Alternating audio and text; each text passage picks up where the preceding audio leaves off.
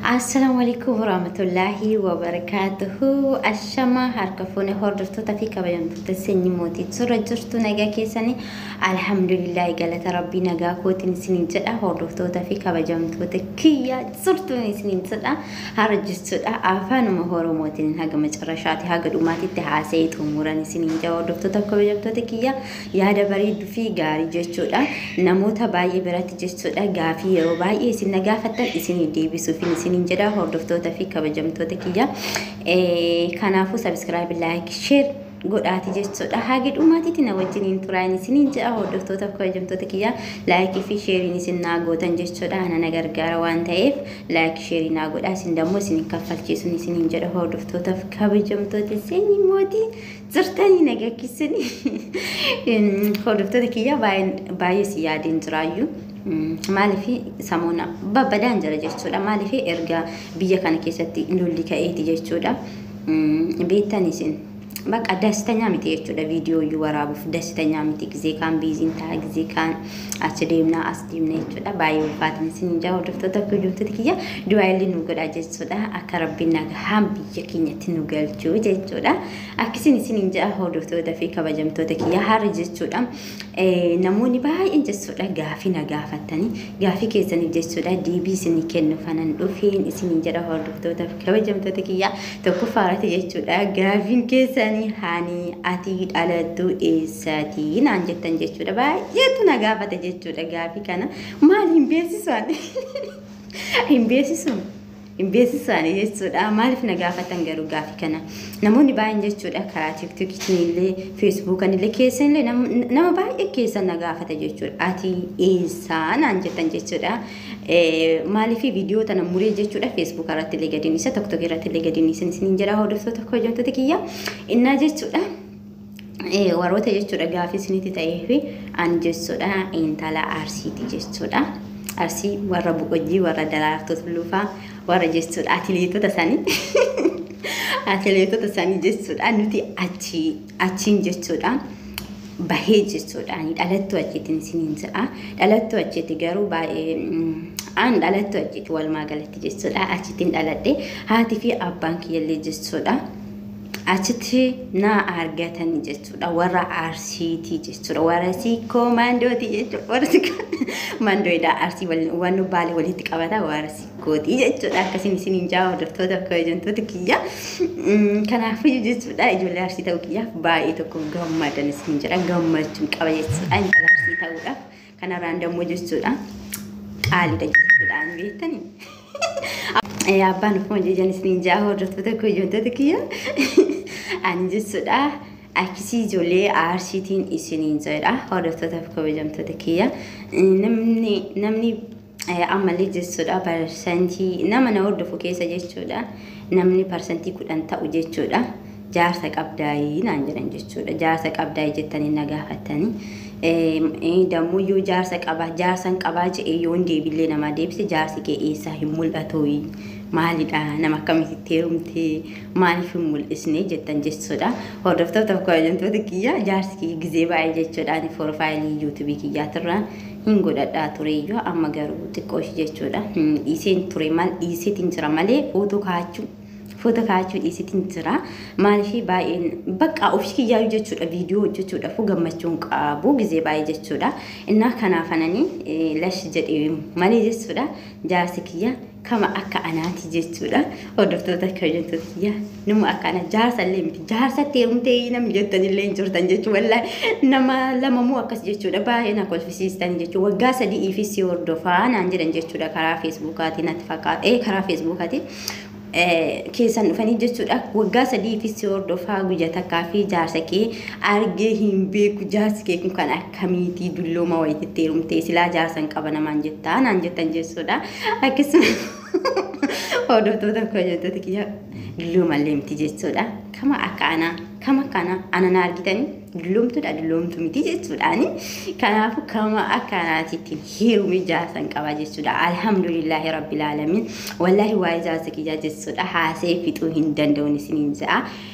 innis dammoo jechuudha ijoollee baaleeti jechuudha walitti arsii fi baalee walitti dhufe sikkooman ta'a jechuudha ilmaan teenya jechuudha ilmaan nuti argannu ilmaan teenya laala qimami dha jechuudha gara lachinu qimami walitti dabalame qimami ida'u qimami ta'anii jechuudha ijoolleen tiyya suusiin tiyya akkasii jechuudha. Inna akkasin isinin jaa hordoftoota kabajamtoota kiyya deebiin keessan isinii deebi'ee jedheetii yaada jechuudha. Jaarsi kee maaliif finne maaliif nuun argisiisne kan jettan isintuyyuu yeroo baay'ee naan hordofne malee jechuudha. Jaarsi kee yeroo baay'ee fidaatiin tureen isinin jaa viidiyoodha wal birallee dhufuu baannu xiqqoo walirraa fagaanne jechuudha. Inshaallah yoo rabbiin jedhe jechuudha yeroo gabaabduu keessatti wal bira dhufnaa jedheetii yaada asumaan jechuudha. Du'aayinaa godhaan isinin jaa hordoftoota kabajamtoota kiyya akkan jechuudha. Jaarsi kiyyaan illee wal arguun isinin jedha. Jaarsi kiyya qaalii fi gaarii jechuudha. Akka malee jaaladha jechuudha. Onnee tiyyarraa jaarsi kiyya jechuun jechuudha. Hordoftoota kabajamtoota kiyya wallaahi beektanii aniintun jechuudha. nama rakkisa jechuudha. Nama rakkisa yoon isinin jedhu wanta biraa yookiin hinjiraamti karaa nama rakkisa innaan isinin jedhu karaa biraatiitti fudhatina isin jedhu hordoftoota kabajamtoota kiyya amala xiqqishoon qaba jechuudha. Ani garaan kee jechuudha bashaasha abbaan ofuma jecha garuu namni beeku dubbatu danda'an isinin jedhu hordoftoota kabajamtoota kiyya bashaasha jechuudha. Bashaasha jechuu beektan bashaasha jechuudha nama baay'ee garaa laafuudha. Nama gaarii jedhamu tokkolleedha jechuudha. Garuu hin aara jechuudha dafee beektan hin aara jechuudha. Inna kanaafuu jechuudha abbaan mana kiyyaa daamuu jechuudha jaalatamaa fi kabajamaa jechuudha. Amalli koo kanallee jechuudha naaf danda'e badii koo yoon anillee waa balleessi yoon ittillee balleessi jechuudha gorsaan haa isuusiti jaanaan jechuudha. Amalaan jechuudha ofitti naqabatee amma karaa waggaa 2.5 akkas deemaa jira jechuudha. Inna kanaafiyyuu akkasitti jechuudha abbaa suusikiyyaa jaaskii jechuudha jaalatamaa fi kabajamaa ani biratti jechuudha bootaa guddaa isaa qabu nama jechuudha amala qabeessa obsa qabeessa jechuudha. Maal jedheetiin isin haasee fixay wallahi jechuudha isin haasee fixuu hordoftoota kabajamtoota kiyya karaa jaalalaa kanaan jechuudha nama baay'ee miidhameedhaan jechuudha baay'ee miidhameedha hordoftoota kabajamtoota kiyya.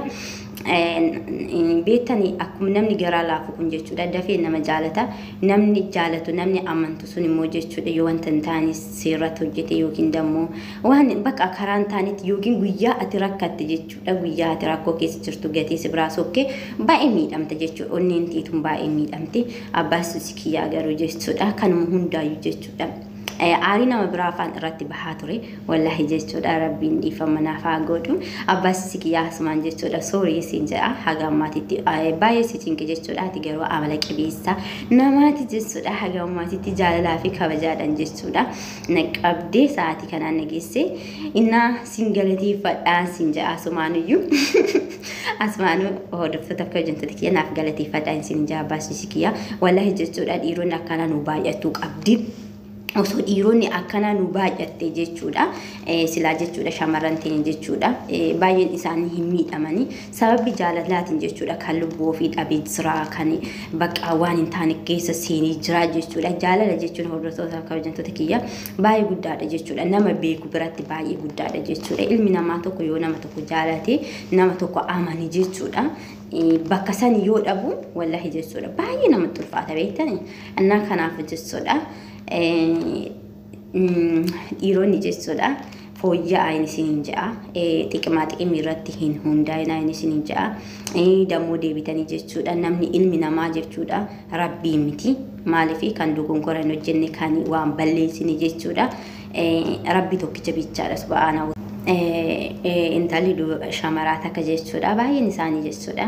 dogongoruu danda'an dogongoroon jedhamu dogongora dhiifama namaa godhantu jira dogongora dhiifama namaan goonetu jira jechuudha. Hordoftoota fi kabajamtoota kiyya warroonni dhiiraa jechuudha warroonni na hordoftanii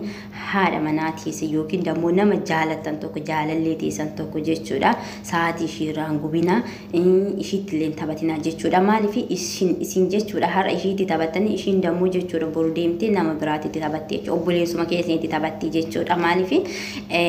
bakka namni tokko jechuudha nama jaalatu tokko dagatuudhaaf waa baay'ee si barbaachisa jechuudha. Waa baay'ee akka akkam jechuudha akkam nama jechuudha jeenaa ta'e tokkotu jechuudha muudii san keessa si baasaa jechuudha fakkeenyaaf kan akka baasuu si kiyyaafaa jechuudha hordoftoota fi kabajamtoota kiyya innaa jechuudha kanaafiyyoo akkasiin isiniin ja'a intalli shamaraa takka badiyyoo balleessite jechuudha badiin isin jechuudha dhiifama hin gooneef jechuudha intalli shamaraa takka badii ishiin balleessite badii isin dhiifama gochuu fi hin dandeenye jechuudha nama san haga dhumaatitti illee irraa adda bahuu dandeessan jechuudha guyyaa isin rakkattan jechuudha yoo namni suni isin gatee isin bira taree jechuudha dubartii san maaliif borullee guyyaa isin rakkattan isin gattee waan isin bira deemtu fomaatikii min qabdu jireenya keessan keessa jiraattillee baastanillee jechuudha yoo jiraattes tiqii min qabdu yoo baate wayyan da'um jechuudha namni akkasii sun isin fayyaduun isin ja'a lammaffaarratti immoo osoo isin jirtan jechuudha dhiira biraa wajjiniin leelaa nagarii jammarti jechuudha afaan oromootiin haasaa jeetiin tureen wal keessa taa'anii jalaa dhufe dhiifama waan biraa keessa jirtu yoo taate kana lamaan taanan dhiifamni hin barbaachisu jechuudha maaliif in ta'u waan ta'eef jechuudha amala ta'a hin ta'u waan ta'eef jechuudha innaa kanarraan kan hafe jechuudha kanarraan kan hafe badii ilmi namaa hin balleessaa ilmi namaa hin dogongora fakkeenyaaf afaaniin namatti sitti bu'uutu jira walluluutu jira araaramuu qabdan jechuudha adda bahuu osoo hin ta'in araaramuu qabdanii isiniin jedha gorsa kiyya kuni jechuudha warroota dhiirotaati fi gorsaan isiniin jaa hordoftoota kabajamtoota kiyya innaa akkasiin isiniin jaa haara jechuudha gammachuu ajaa'ibaatiin qaba kanaafuu gaafii isin na gaafattan xumuree natti fakkaata maaltu hafe kan bira daa'ima qabdaa'ii naan jettanii daa'ima qabda haadha suusii maal jette gisee baay'ee gisee viidiyoo keessatti haasoftu haadha suusii abbaa suusii jetta maanni ati daa'ima qabdaa'ii jaarsa keetiin biyyatti wal bartanii eessatti wal beektanii akkamii bakka akkaatanii walitti dhufeenya keessanii akkamii naan jettan jechuudha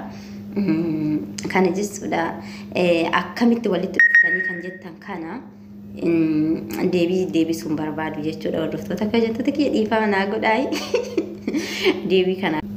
garuu jechuudha kana eessatti wal bartanii deebisuun barbaaduun isiniin ja'a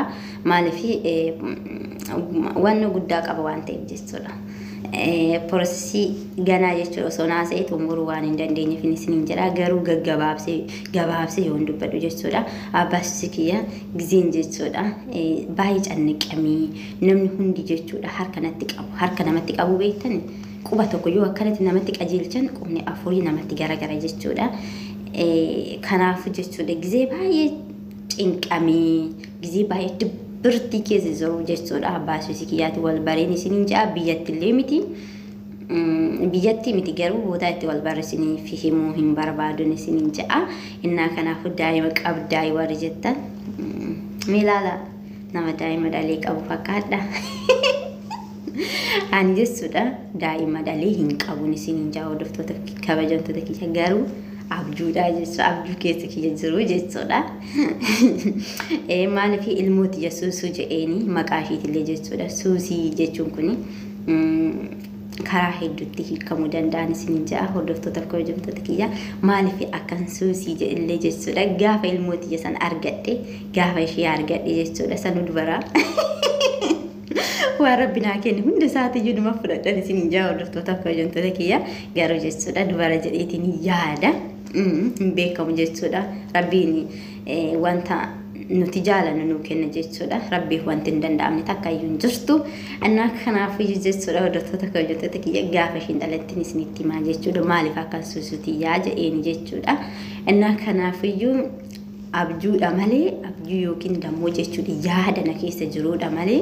suusintii hin dhalanne jechuudha hin jirtu jechuudha hin jirtu jechuudha isiniin ja'a hordoftoota kabajamtoota kiyya hanga sa'aatii kanaan jechuudha si wajjiniin tureen suuraa subscribe like share naa godhaa isiniin jedha gaafii barbaadan dammoo jechuudha free taati na gaafadhaa jechuudha jaarsi kee fidi kan jettaniif isiniif fida gaafa tokko jechuudha jaarsi kee mul'atu waggaa 3 fi hordofa jaarsi kee mul'atu nama naan jedhee jiran isiniin ja'a hordoftoota kabajamtoota kiyya inshallah yoo rabbi jedhee ani jaarsi kee jechuudha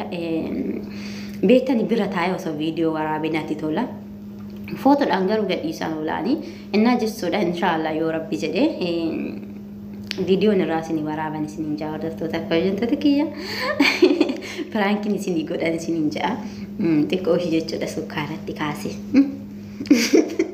Sukkaaratti kaaseti viidiyoo irraa isinii waraaban isiniin ja'a hordoftoota kabajamtoota kiyya viidiyoon kiyya kanarraa kana fakkaata laayik sabiskiraayib sheerii naa godhaa hanga dhumaatitti na wajjin turuu keessaniif baay'ee galatoomaa yoon dogongora qabaadhe dammoo na gorsaa na deebisaa arrabni hin barbaachisu.